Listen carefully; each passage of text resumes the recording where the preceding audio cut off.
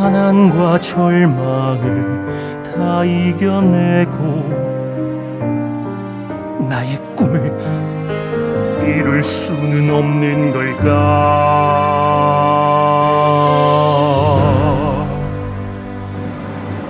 모두가 그만 지쳐 포기했나?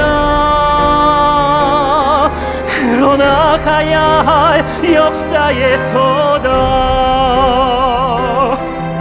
끝없이 눈 감고 생각해 볼 밖에 가난은 강철로 된 이슬빈가 보다 타오른 불꽃 나의 영혼으로 눈부신 태양을 이루어내리 끝없이 눈 감고 생각해 볼 밖에 가난이 강철로 된 이슬비라도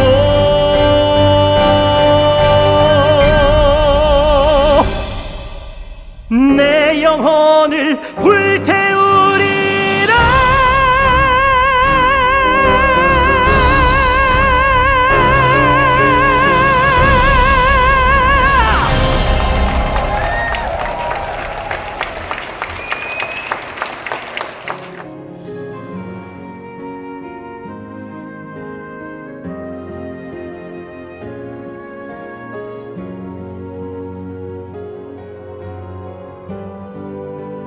예, 여러분 안녕하십니까. 역사 읽는 남자 김재철입니다.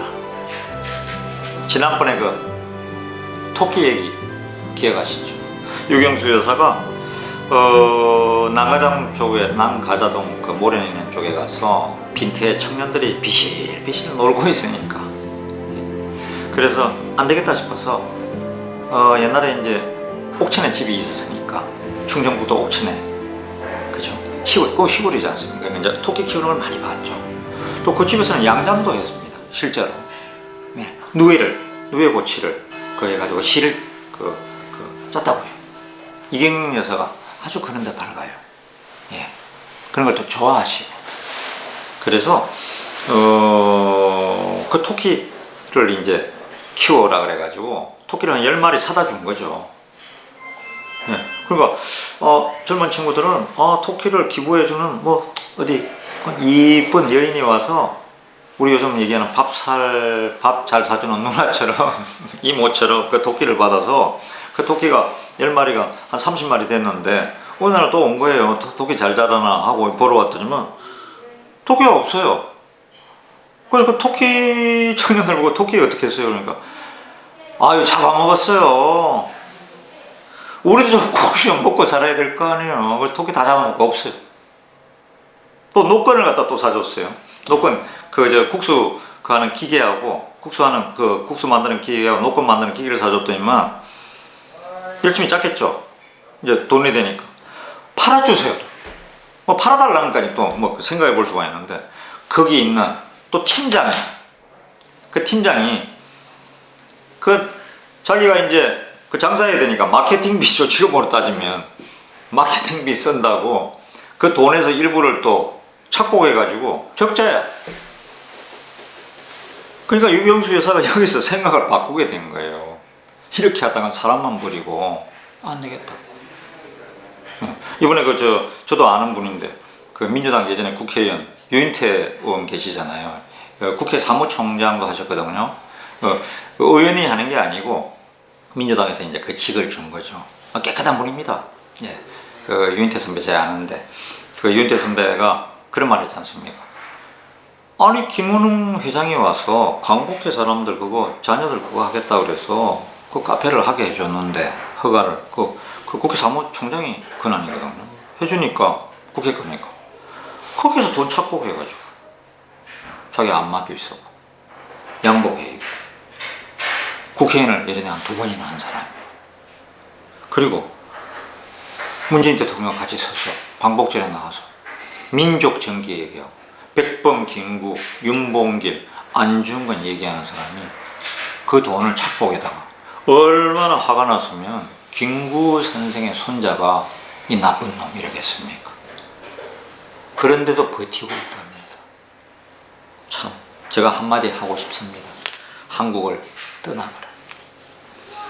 오늘은 큰 짐은 져야 할 사람이 져야 된다. 이런 얘기의 제목입니다. 그 다음 장은 제가 읽어드리겠습니다. 63년은 군정에서 민정으로 이양되는 역사적인 해였다. 그해 초봄 2월 27일에 박 의장은 민정 이양 선서식을 거행하였다. 2.27 선서를 하시고 돌아오신 덧날 나는 라디오를 듣고 쫓아가서 참 잘하셨어요 하고 말씀드렸더니 아무도 없는 2층으로 올라가셔서 그냥 생각에 잠기시며 이제 잘 됐다고 하시더군요. 실제로 처음에는 민정으로 이양할 마음이 박정희가 있었습니다. 처음에는. 이것은 74년에 어느 여루 시인과의 대담에서 여사가 직접 한 말이다. 여사는 민정이양의 중대 발표를 텔레비전과 라디오를 통하여 보고 들으며 옆에 있는 근혜 근영양과 지만군 등 자녀를 돌아보며 말했다. 아버지께서는 무거운 짐을 내려놓으시게 되어서 후련하시겠구나. 지만이는 아버지와 함께 지낼 시간이 많아 좋겠네. 그날 저녁 박 의장이 가족들과 함께 저녁 식사를 드는 식탁에서 여사가 남편을 향하여 웃으면서 말했다. 아무런 미련 없이 담담하게 그런 성명을 발표하시는 분이 아내라는 것이 무척 자랑스러워요. 박 의장은 웃었다. 그리고는 화제를 다른 방향으로 돌렸다. 당신은 얼굴이 안 알려져서 덜 불편할 거야. 다행이지 뭐예요. 이제 구애를 받지 않고 마음대로 다닐 수 있게 되었어요. 아이들도 남의 눈에 띄게 한 일이 없으니 걱정하실 것 없고요. 나가서 살면 당신하고 이제는 또 다른 생활을 잠깐 생각했던 거죠. 이것은 여사의 솔직한 심정이었다. 평범한 가정의 오붓한 행복을 여사는 항상 마음 한구석에 향수처럼 간직하고 있었던 것이다. 제가 그 낭독하는 동안에 혹시나 잡음이 조금 밖에서 들리는 것 같은데, 왜냐면 음식점의 방에 앉아서 읽고 있거든요. 그래서 약간 이 복집입니다. 복 먹으러 오신 분들이구나 하고, 남해안은 아주 복이 이 삼천포, 그 다음에 뭐 통영, 거제, 여수 이쪽은 아주 복이 맛있습니다. 복이 아주 맛있습니다. 그러나 여사의 이 여성다운 소망은 이루어지지 않았다. 3월 16일에는 군정 연장으로 수정되고, 그 다음에 이제 아마 최고의 또 혁명 동지들하고 의논을 해야 되지 않습니까? 그런가 해서 지금은 안 됩니다. 반대가 쏟아졌겠죠. 실제 그랬고요. 3월 16일에는 군정 연장으로 수정되고 4월 8일 다시 보류되어 7월 27일에는 개헌에 따른 총선거 실시 계획에 관한 담화문이 발표되었다. 개헌이 되는 겁니다. 그리고 8월 30일쯤 돼가지고 이제는 또 일이 또 터지는데, 그게 뭐냐면 포천에 주둔하는 육군단 3사단에서 박 의장은 저녁식을 거행하고 다음날 대통령 후보 지명 수락 연설을 하였다. 아주 정광석화와 같이 일이 진행된 겁니다. 혁명은 이런 게 혁명인 것 같습니다. 이어서 10월 15일 대통령 선거를 치렀다. 그리고 12월 17일에 제5대 대통령으로 취임했다. 군정이 마무리되고 민정으로 이양되는 이 역사적인 해에도 여사의 생활에는 큰 변화가 있을 리 없었다. 앞치마를 두르고 부엌에서 남편의 식사 준비를 하는 것이 나의 가장 큰 행복이라고 강조하는 여사에게 정치적인 변화는 직접적인 영향을 끼칠 수 없기 때문이었다. 남편이 하는 일은 무엇이나 정의의 편에 서 있다는 신념을 가지고 한 사람의 알뜰한 아내로서 내조에만 힘쓰려는 것이 여사의 생활 신념이요 태도였다. 그렇다 해도 대통령 선거가 막바지에 이르자 집안에만 태평스럽게 앉아 있을 수는 없었다. 9월 18일은 대통령 후보로서 박 의장의 서울 유세가 있었다. 서울고등학교 운동장에는 수십만의 유권자가 모여들었다. 여사는 양산으로 얼굴을 가리고 청중 속에 끼어들어 남편의 정견 발표를 들으며 청중들의 반응을 예리하게 관찰하고 군중들의 의견에 신중하게 귀를 기울였다. 이때만 해도 국가재건최고회 의장이고 TV나 이런 데 크게 모습을 드러낸 적이 없기 때문에 아마 유세장에 갔던 것 같습니다. 대통령 선거 유세장에 양산을 쓰고 옆에 시민들 그냥 옆에 앉아서 쑥 들어본 거죠. 참 재밌는 분입니다. 예, 참 티를 안 내고 재밌는 분이에요. 우리 이지락 대표가 찍다가 커피를 한잔 하길래 저도 갑자기 커피 생각이 나서 한 모금 하고 가겠습니다. 저녁에 박 의장이 돌아왔다. 유세장에서 돌아온 겁니다. 여사가 물었다. 오늘은 대성황이었다면서요. 옳은 척하고 물어본 겁니다. 당신이 그걸 어떻게 알았어? 박 의장이 물으면 여사는 관중 속에 끼어 있었다는 사실을 알리지 않았다. 텔레비전에서 보았는걸요? 투표날이 되었다. 10월 15일 7시 10분 박 의장 내외부는 투표소로 나왔다. 투표소는 장충단 약수터로 올라가는 길목 동사무소에 마련되어 있었다. 최고의 사무실이 거기 있었으니까요.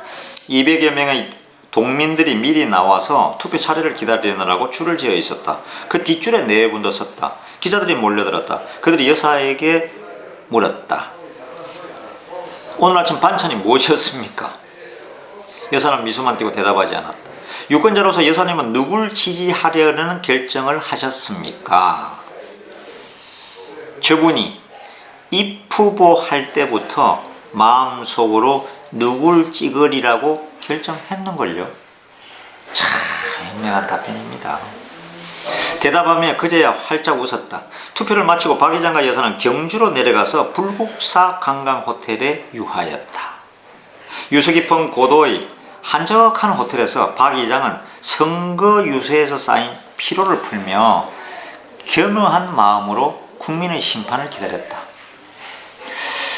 박정희 대통령 앞으로도 느끼시겠지만은 그 박정희 대통령은 박근혜나 또 박근영, 박지만 또 뭐 투표를 끝났다든지 심경이 아주 복잡할 때 이럴 때는 꼭 경주로 오시더라고요. 네, 경주에 와서 그 경주의 월성, 그 다음에 월성이 이제 옛날에 신라 천년의 그 성이 있었죠. 수도였죠. 그 앞에 있는 동궁과 월지, 옛날에 안압지라고 그랬죠. 그 다음에 선덕여왕릉, 또 태종무열왕릉, 그 다음에 보문단지 근처. 그렇게 하다가 보문단지는 원래 그냥 조그만 연못이었습니다. 인공으로 그걸 만든 겁니다. 지금 아마 경주 가시는 분들 다 그렇게 생각하실 거예요. 제가 하나 팁 드릴게요. 여행 팁을. 경주는 4월, 5월 벚꽃이 필 때는 절대 토요일, 일요일 가지 마세요. 그냥 보문단지에서 고속도로 IC로 빠져나오는데 1시간 반 걸립니다. 그리고 또 토요일, 일요일 황리단길은 뭐 가도 되는데 사람 구경하러 가는 게 황리단길이니까. 또 하나는 첨성대 본다고 그 옆길로 들어가서 첨성대, 그 다음에 대령원, 뭐 걸로 해서 그 요즘은 또 월정교까지 생겼어요. 그거 보겠다고 토요일은 절대 거기 가지 마시죠. 또 차 1시간 걸립니다. 그거 빠지는데. 주차비 있잖아요. 10분에 1,000원. 주차비 6,000원이에요. 10분에 1,000원. 저는 가면 어디 놓느냐. 그 외곽에 조금 한 10분 걸어가면 다 공짜예요. 아이, 농담이겠지. 저보고 그러실 거 아니에요. 우리 전화 주시면 제가 알려드릴 수도 있어요. 앞으로는 우리가 이제 아카시아밥 뮤지컬을 유경수 여사의 얘기 일대기를 아카시아밥을 옛날에 어려워서 다 아카시아를 밥으로 먹었잖아요. 그래서 유경수 여사가 하루는 또 편지가 온 거예요. 남편이 다쳐서 난 성남에 있는 또 이재명 후보 생각나요. 성남에 그때 그 난민촌에 있는데 거기 사는데 우리 나하고 애들은 굶어도 되는데 남편은 지금 병원에 갔고 서울역에서 뭐 팔다가 그래서 우리 시어머니가 굶고 있다. 일주일째다. 좀 도와주세요. 편지가 또 왔어요. 그 실제로 또 김두영 비서관, 그때 비서관을 보냈더라. 김두영 비서관을 집차에다가 쌀한감하고 보냈어요. 금일봉 해가지고. 그렇다지만 김두영 비서관이 오후부터 찾기 시작하는데 그때는 성남에 산 1-9, 그 옆집은 산 1-10이 있어야 되는데 산 1-89 그것도 옆집에 가보면 산 4-5 실제로 그랬습니다. 찾을 수가 있어요. 그러다가 밤이 됐어요. 그래가 저 멀리 보니까 불빛이 이제 겨우 찾아서 그 좀 아는 통장을 막 찾아내가지고 찾았더니만 가는데 불빛에 보니까 할머니 한 분이 상을 놓고 쑥 가면서 가까이 가서 보니까 밥을 먹고 있는 거예요. 하얀 쌀밥을. 그 옆에는 보니까 아이하고 또 아주머니가 이렇게 하얀 숟가락 떨다 보니까 하얀 쌀밥이야. 그 집인데. 이 사람들이 말이야, 김도영 비서관이 화가 났죠. 제 김도영 비서관 잘 압니다. 한 2번 뵀습니다. 실제 있었던 일입니다. 그래가지고 아니 이 사람들이 통장이나 옆에 있는 그 이제 운전기사 보고 돈이 좀 생겼으면 아니 고구마나 옥수수 같은 걸 사서 강냉이 죽이라도 끓여 먹으면서 오래 먹을 생각해야지. 일주일 동안 밥을 시어머니가 일주일 동안 밥을 굶었다는 사람이 아니 뭐가 어디서 생겼는지는 모르겠는데 밥을 저렇게 먹고 있으면 어떡하냐 하고 가까이 쫙 가서 봤어요. 김도영 비서관의 해고담입니다. 가슴이 탁 막혔죠. 아카시아 꽃을 그 옛날에 그 밥그릇 있죠. 하얀 밥그릇 거기다 물에다가 아카시아 꽃을 띄워서 그걸 퍼먹고 있었던 겁니다. 옆에 있는 그 부인과 애도요. 간장 하나 넣고. 김도영 비서관이 가슴이 확 막혔죠. 그래가지고 편지 그 했다고 이거 쌀 내려주고 이제 갔어요.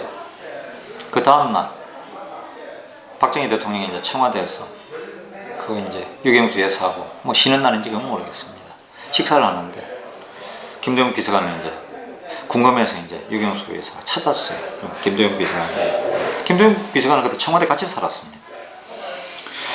그 뭐 의전 비서관 겸 수행 비서관 겸 뭐 여사의 일을 특히 봐주는 이런 제2부속실 소속일 수도 있고요.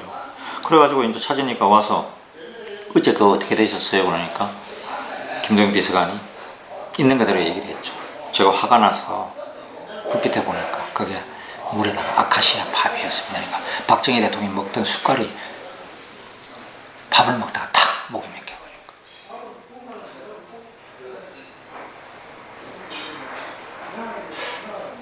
유경수 여사의 심정을 어떻겠습니까? 그걸 가지고 저희가 처음에는 제가 그 뮤지컬 박정희를 이미 만들었고요. 제 2탄으로 뮤지컬 퍼스트 레이디 유경수 생각을 하다가 아니다. 우리 60년대 현실 아닙니까? 이게 50년, 60년 전쟁 끝나고. 그래서 뮤지컬 아카시아 밥 해서 만들려고 해서 조금 이제 지내서는 밑에다가 저희도 이제 후원 구자를 하나 내려고 합니다. 그 돈은 한 푼도 안 쓰겠습니다. 통장을 따로 만들어서 따로 제가 아니고 우리 그 김기영 대리라고 있습니다. 관리를 하기 위해서 그 돈은 반드시 유경수의 일대기를 그린 아카시아 밥의 종잣돈으로 쓰도록 하겠습니다. 많이 관심 가져주시고요. 예. 그때 꼭 또 후원하신 분들은 이름을 남겨주세요. 그러면 제가 그 이름을 쭉 김기영 대리가 보관을 하도록 해서 뮤지컬 우리 아카시아 팝을 할 때 예, 또 많은 분이 있으면 저희가 또 추첨을 하든지 아니면 대폭 거의 정말 진짜 대폭 내려서 티켓 값을 내려서 그분들에게는 이 특혜가 아닙니다. 고마움을 대해서 표시를 하도록 하겠습니다. 다시 또 읽어가겠습니다. 16일 정오 대세는 백중지세를 보였다. 그날 밤이 되자 당선이 확정되었다. 다음날 오전 대통령에 당선된 박 의장은 불국사 호텔에서 기자회견을 가졌다. 한복 차림의 여사가 동석하였다. 가카이 당선을 축하합니다. 이번 선거에 대한 여사님의 소감은 어떻습니까? 처음부터 끝까지 공명선거로 원만하게 끝마쳤음을 유권자의 한 사람으로서 자랑스럽게 생각해요. 여사의 대답이었다. 이어서 대통령 영부인이 된 데 대한 소감을 묻자 여사는 박 의장을 돌아보며 대답했다. 앞으로는 계속 가정 안에서나마 야당적인 자세로 진정한 민의와 사회의 형편을 폭넓게 받아들여 올바르게 알려드리려고 애쓰겠어요. 밖이 조금 이제 소란 조금 더 잡음이 더 돌 테니 왜냐하면요. 이 집에 제가 조금 죄송하긴 하네요. 왜냐하면 이게 좀 유명한 복집이 돼서 그 경남 사천읍에 있는 명천복집이라고 하는데요. 막 손님들이 지금 12시 3분인데 막 몰려오는 것 같아요. 그래서 그래도 막 저도 다행히 제가 믿을 때가 하나 있습니다. 이 집 명천복집의 따님이 옛날에 저희의 그 디자이너였어요. 예. 저 뮤지컬 할 때 디자이너 포스터 만들고 전단지만 디자이너여서 제가 힘이 있습니다. 예. 그래서 계속하겠습니다. 박 의장은 그분의 독특한 미소 씩 웃으며 아내를 바라보았다. 그날 신문에는 가정 안의 야당이라는 표제를 붙여 대통령 영부인의 첫 발언을 크게 보도하였다. 신문 제목이 이겁니다. 가정 안의 야당 해가지고 그 퍼스트 레이디 대통령 부인의 이제 그 기자회견 소식을 전한 겁니다. 회견을 마치고 나오면서 어느 기자가 동료 기자에게 속삭였다. 정말 유 여사는 훌륭한 대통령 영부인이야. 우리들은 진짜 청와대의 안주인을 만났다는 실감이 들게 되는군.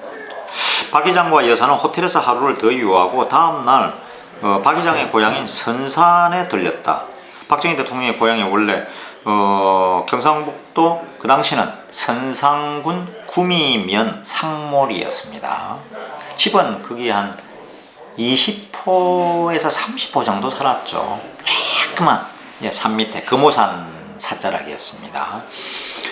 그 선산에 들리니까 경주에서 선산까지 150km의 길을 두 분은 가지런히 앉아 자동차로 달렸다. 선산을 찾아 조상들의 묘 앞에 참배하였다. 그리고 여사는 박 의장과 함께 큰 시야 주번이 댁, 박 대통령의 맏형 박동희 웅댁, 그 원래 장남이 박동희거든.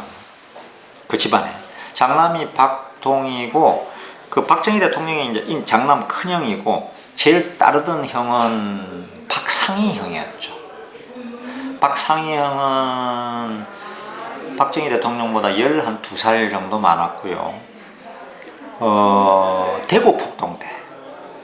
원래 박상희 씨가 그 경상북도 그 구미 그 이제 선산군 구미면 상몰인데 구미 그 지국의 동아일보 지국장이었습니다. 쬐끄만 학교는 한 중학교 정도 나왔나 그랬고요. 근데 아주 똑똑한 사람이었습니다. 그래가지고 근데 그분이 예전에는 그 젊을 땐 다 그렇잖아요. 진보적이고 저도 한때는 굉장히 진보적이고 뭐 데모도 했고요. 시위도 했고 74, 75년에 다 했죠. 성북서에도 유치원도 하러 살다 나오고요.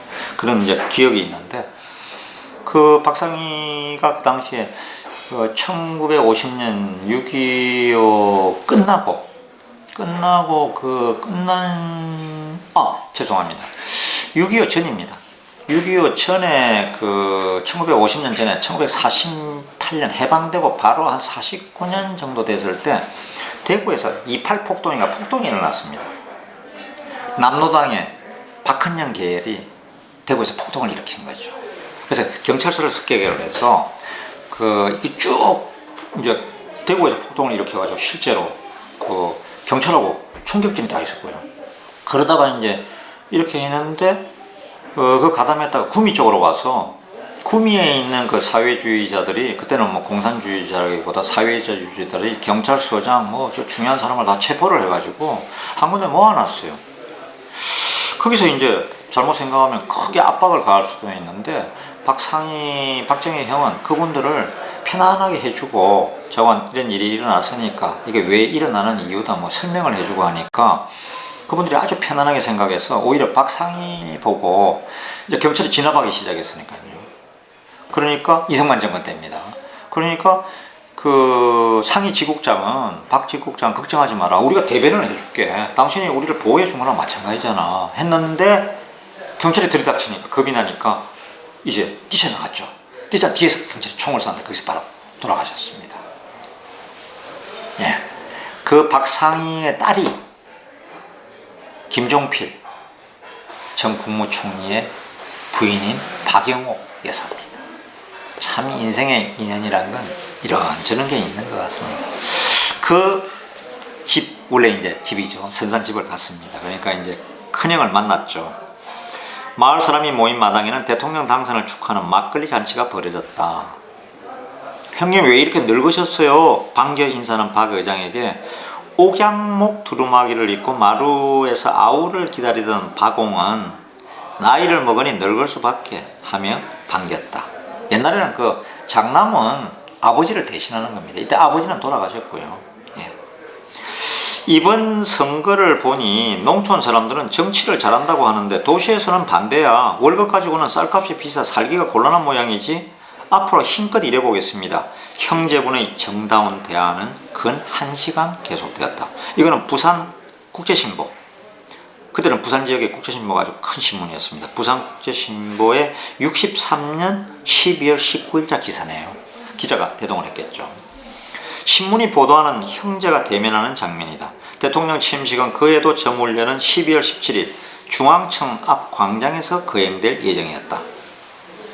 여사는 식전에 입고 나갈 의상이 문제였다. 단순하게 평복, 치마저고리를 하기에는 무언가 모르게 미흡한 느낌이 들었다. 취임식에 입고 갈 의상이 거의 완성될 무렵 박 의장의 취임사도 완성되었다. 박 의장은 일부러 그 문안을 비서를 시켜 여사에게 내려보냈다. 읽어보시고 미흡한 데가 있으면 지적하신다고 각하께서 말씀하셨습니다. 취임사를 써서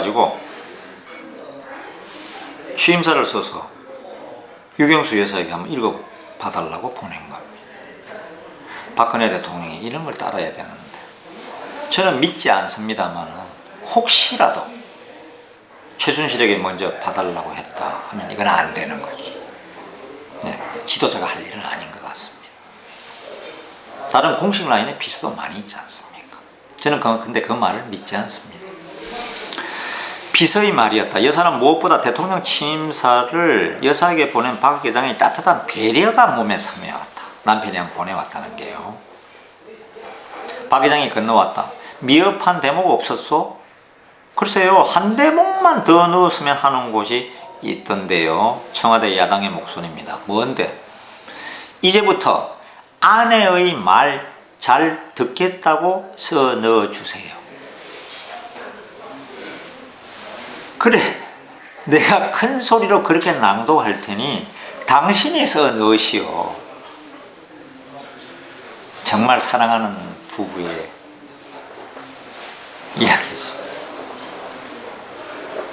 우리 이신학 대표가 너무 웃어서 조금 소란스럽다고 이해를 하십시오. 그래도 많이 참으면서 웃고 있네요. 그것을 그렇게 읽으실 용기가 계시는 분이라면 직접 써 넣으셔야지요. 두 분의 대화였다. 이런 농을 주고받는 박 의장과 여사의 모습은 참으로 행복해 보였으며 측근에서는 이와 같은 장면을 통하여 두 분의 부부의 깊이를 읽을 수 있었다. 박정희가 유경수 여사가 돌아가신 다음에 얼마나 힘들었는지 읽어보면 아실 수가 있죠. 취임식 날은 날이 굳어 이슬비가 내렸다. 박 대통령은 식전에서 힘차고도 낭낭한 목소리로 대통령 취임 선서를 낭독했다. 저희도 이제 조금 있으면 또다시 대통령 취임식을 보게 되겠군요. 나는 국헌을 준수하고 국가를 보위하며 국민의 자유와 복리의 정진에 노력하여 대통령으로서의 직책을 성실히 수행할 것을 국민 앞에 엄숙히 선서합니다. 이런 선서를 한 이후에 대통령이 정말 잘했으면 좋겠습니다. 예. 외환위기를 이겨내고 여러 가지 정말 자기를 사형에 처했던 전두환, 노태우 그를 용서했던 김대중처럼 그죠? 그렇게 용기 있는 대통령이 돼줬으면 좋겠고요.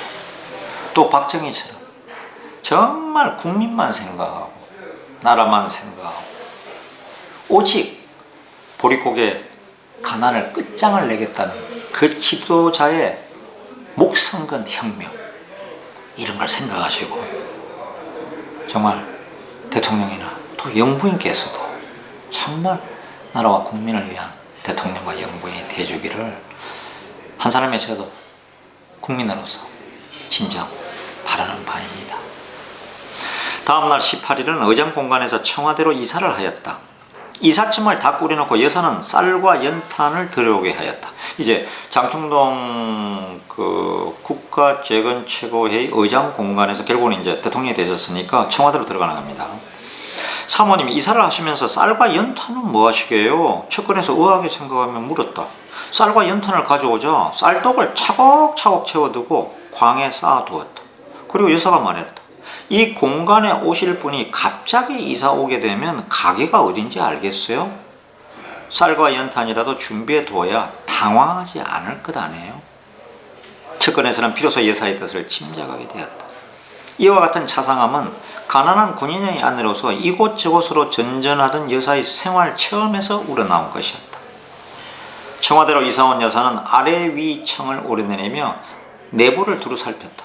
그래서 2층 어느 방에서 프란체스카 여사가 쓰던 경대와, 여성들이 그 하는 경대 있지 않습니까? 경대와 그것에 딸린 의자를 발견하였다. 웬 경대예요? 초대 대통령 이승만 박사 부인이 쓰시던 것입니다. 안내자가 말하자 그것을 유심히 바라보았다. 그 방에서는 청와대의 후원이 한눈에 내려다 보였다. 방에서 이제 보면 그 나무들과 청와대 뜰이 보인다는 거죠. 여사는 창턱에 한 손을 짚고 서서 명상에 잠기듯 다른 방으로 발을 옮기려 하지 않았다. 시간이 흘렀다. 사모님 아직 보실 것이. 여사는 여전히 깊은 생각에 잠긴 듯 대답이 없었다. 시간이 흘렀다. 명상에 빠진 거죠. 안내자는 열쇠꾸러미를 늘어뜨리고 멍청하게 서서 기다렸다. 그처럼 상냥하던 여사가 옆에 사람이 있는 것을 전혀 깨닫지 못하는 것 같아 보였다. 여사는 다시 저편으로 걸어가서 거울에 비치는 자신의 얼굴을 유심히 바라보는 것이었다.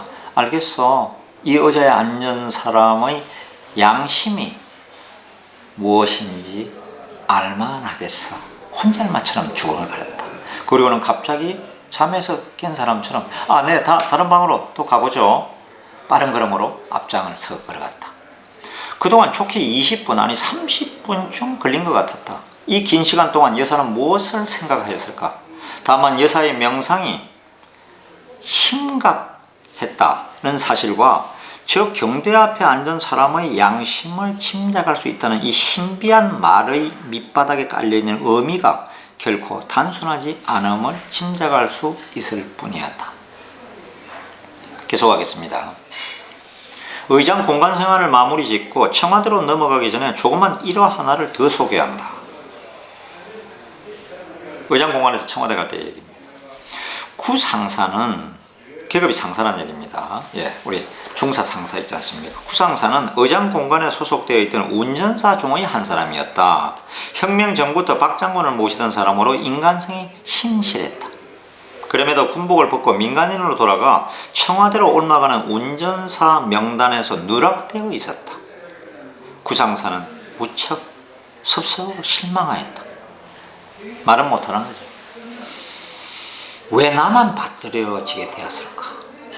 연유를 알 수 없었다. 누구에게 호소할 것도 없었다. 심성 나쁜 사람은 그냥 나가서 소주 우선 새벽 마시고 고함 지르고 이러겠죠. 이사가 시작되었다. 구상사도 차를 몰고 이삿짐을 실어 날랐다. 이제 마지막 짐을 실을 차례가 되었다. 이 짐만 나라면 그것으로서 의장 공간이나 청와대와도 인연이 끊어지게 된다. 슬프고 답답했다. 구상사가 짐을 다 실은 후 마지막 차를 몰려고 운전대에 오르려는 순간이었다. 운전대에 이제 올라가려고 하는데 구상사 이리 좀 와봐요. 유계사가 부르는 것이었다. 다른 동료들도 구상사를 다 아니까요. 이사 운반을 지휘하는 직원이나 모두 무슨 일일까 하고 여사 쪽으로 시선을 집중하여 바라보고 있었다. 구상사가 여사 앞으로 달려가자 낡은 마분지 상자를 내밀려. 마분지 상자라는 게 옛날에 이제 뭡니까 좀 딱딱하게 만든 박스입니다. 그런데 예전에 저도 기억이 나는데 막 책 같은 거 살림살이 넣고 이제 이사 갈 때 지금처럼 뭐 이삿짐 센터가 있는 것도 아니고요. 지금 정말 좋은 세상입니다. 이삿짐 센터에 그냥 전화해서 저 이사해 주세요. 뭐 요즘 또 원룸 1톤 트럭이 잘 된답니다. 하도 원룸이 많아서 그런 얘기입니다. 마본지 상자를 내밀며 평소의 여사의 음성보다는 억양을 높여 말하는 것이었다. 옆에 분들 보고 좀 들으라는 아마 구상사를 배려한 것 같아요. 제가 미리 읽어보니까 의장께서 쓰시던 헌 장갑 모아둔 상자예요. 청와대로 가서 운전할 때 이걸 쓰도록 해요. 청와대 같이 가자는 얘기죠. 네.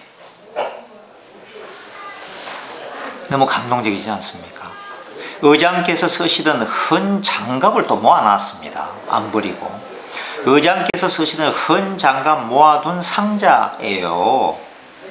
청와대로 가서 운전할 때 이걸 쓰도록 해요. 네. 넙죽절을 하며 구상사가 상자를 받았다. 그것으로 구상사의 고민하던 문제가 해결된 것은 말할 나위도 없었다. 여사는 구상사가 청와대로 옮아가는 인원들 속에 빠졌음을 알았다. 처음에 빠져 있었다는 겁니다.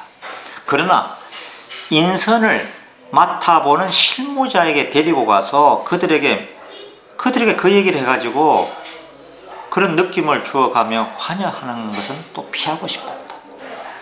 얼마나 현명합니까? 그 인선에서 뺐는데 그 사람들 보고 가서 왜 구상사 뺐어요? 이럴 거 아닙니까? 예. 지금에 있는 우리 지금 청와대에 계신 모 여사 같으면 당연히 그랬을 것 같아요. 아니 왜 구상사 뺐어요? 이 사람들이 정신도 못 차리고 말이야. 내한테 사전에 물어봐야지. 이랬을 것 같아요. 다른 사람들도 많이 그럴 것 같아요. 예. 정말 참 배려가 깊음을 알 수가 있습니다. 여러 사람들 앞에서 박 의장의 헌 장갑을 주며 청와대로 가서 운전할 때 쓰도록 하라는 그것으로 여사의 의사를 표시하였던 것이다. 참 대단하십니다. 다음은 제4장에 들어가는데요. 봉사의 촛대에 사랑의 불을 밝혀들고 계속 있는 이제 봉사와 내조 얘기가 되겠습니다. 한 줄만 제가 읽고 오늘 또 얘기를 여러분들이 궁금해야 또 제 방송을 이게 이제 처음 시작하는 게 대해서 저도 이제 구독자가 원래는 한 23,000 정도 구독자가 되는데 이제 제가 이런 뮤지컬 만들고 박정희 만들고 하느라고 제가 그 사이에 뭐 한 공백이 거의 2년 있었죠. 그래서 다시 이제 열심히 해서 특히 이런 좋은 책을 가지고 책을 읽는 남자 해서 구독자는 저는 걱정하지 않고 제 나름대로 저는 항상 제 배우들에게도 그럽니다. 뮤지컬 배우들에게 배우는 관객이 단 한 사람만 있어도 똑같이 하는 거다. 그게 배우다. 예전에도 저도 그렇게 처음부터 그렇게 했으면 정말 더 잘 나간 방송 기자가 됐을 것 같아요. 텔레비에서 단 한 사람만 라디오에서 내 그걸 들어줘도 제가 아침 뉴스의 광장 아침 8시 뉴스 앵커도 했거든요. 그런데 이런 걸 요번에 느끼면서 이런 책을 미리 읽었더라면 이 박목월 선생이 살아계셨을 때 제가 경주분이신데 이 책을 한 번 미리 받는 건데 제가 정치부 기자인데 말이죠. 박근혜 대통령 제 아는 분이거든요. 이 책을 미리 한 권을 받는 건데 제가 잘못했던 것 같습니다. 모든 것이 김수환 추기경의 말씀대로 제 탓입니다. 1. 모든 장벽을 헐고 내조와 봉사의 다짐. 1964년 1월 1일 새날이 밝았다. 64년 1월 1일 새날이 밝았습니다. 대통령이 이제 취임했고요. 세뱃군이 나타나기에는 이른 아침의 거리를 검은 세단 한 대가 앞뒤로 경호차의 경호를 밟으며 경호를 받으면서 효자동에서 세종로, 세종로에서 서울역, 이름 한번 떠올려 보십시오. 서울역에서 제1한강교를 거쳐 명수대로 좌회전하여, 명수대가 중앙대학에 있는 데입니다. 그럼 어디로 갔겠습니까? 다 기억하시죠? 동작동 국립묘지에서 멎었다. 박 대통령 네 분이 차에서 내렸다. 참배를 나온 것이었다. 지난해 12월 대통령의 취임한 후 처음으로 새해를 맞이한 박 대통령은 호국 영령 앞에 묵념을 올리는 것이었다. 제가 보기에 역대 대통령들이나 당의 총재나 이런 분들이 아마 꼭 국립묘지 가잖아요. 이때부터 생긴 것 같은데요. 물론 그 앞에 이승만 대통령도 가셨겠죠. 근데 박정희 대통령은 아마 현충일이라든지 때가 되면 계속 갔을 겁니다. 왜냐? 그게 주로 잠드신 분이 북한 6.25 때 돌아가신 우리 병사들, 장군들도 있지만, 그 다음에는 또 독립군, 그죠?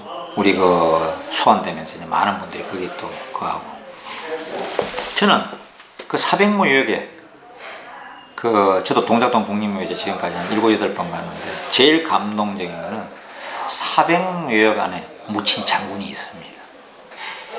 본인의 뜻에 따라서 나를 꼭 죽으면 사백묘역에 묻어달라.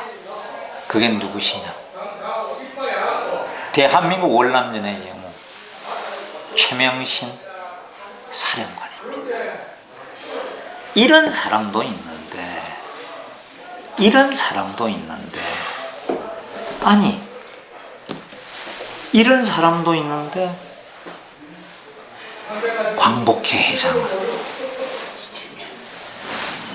광복회장은 그렇게 하면 되겠습니까? 그리고 이런 사람도 있습니다. 지금도 우리 역대 지금 하나에 꼭 가면은 뭐 거기에 초대 대통령 이승만, 박정희, 김대중, 노무현 다 역대 대통령의 묘역이, 죄송합니다, 노무현 대통령은 봉화마을에 계시고요. 역대 대통령들이 거의 다 거기 있는데 국립묘지에 다 이렇게 가는데 어느 대통령 후보나 어느 또 당의 총재나 이런 분들은 어떤 분들은 인사를 하는 분이 있고 어떤 분들은 또 안 가는 분들도 많아요. 그런 건 안 됩니다. 이번에 뭐 이재명 후보가 어떻든 이승만, 박정희 묘역과 역대 대통령 묘역을 다 들리신 일은 제가 그 마음이, 저는 뭐 거짓인지 참인지는 묻고 싶지 않습니다. 잘 했다는 얘기를 드리고 싶고요. 예, 오늘은 또 이 정도 하고, 예, 앞으로 우리가 이제 요 해 정도부터 우리가 후원 계좌를 넣도록 하겠습니다. 뮤지컬 아카시아 밥 후원 계좌입니다. 그 돈은 저희가 한 푼도 쓰지 않고 제가 관리하지 않겠습니다. 유튜브의 특성상 이름은 김재철 이름으로 해야 되는 것 같습니다. 개인 이름으로. 근데 우리 회사 김기영 대리가 그 통장을 젊은 대학생입니다. 관리를 하도록 해서 꼭 뮤지컬 아카시아 밥을 만들 때 거기에 필요한 종잣돈으로 단 한 푼이라도, 그리고 처음부터 저희가 그 하시는 분들은 꼭 기록을 해서 나중에 저희가 그걸 소개하는 때도 있을 거고요.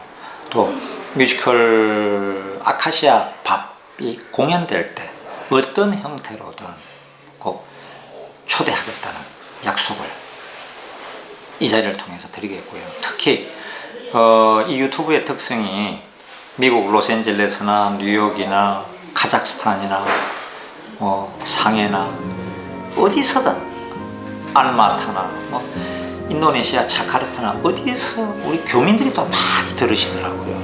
예전에 제가 구독자 한 23,000 될 때 보니까요. 그래서 그분들께서도 꼭 그 영문명하고 한국 이름하고 꼭 남겨주시면 저희가 꼭 또 그 지역에 다음에 뉴욕, LA 또 이렇게 또 중국에 또 우리가 필요한 교민들 많이 사는 상해나 동경, 오사카, 카자흐스탄, 또 알마타 이런 데 갈 때 꼭 어떤 형태로든 초대하겠다는 약속을 제가 드리겠습니다.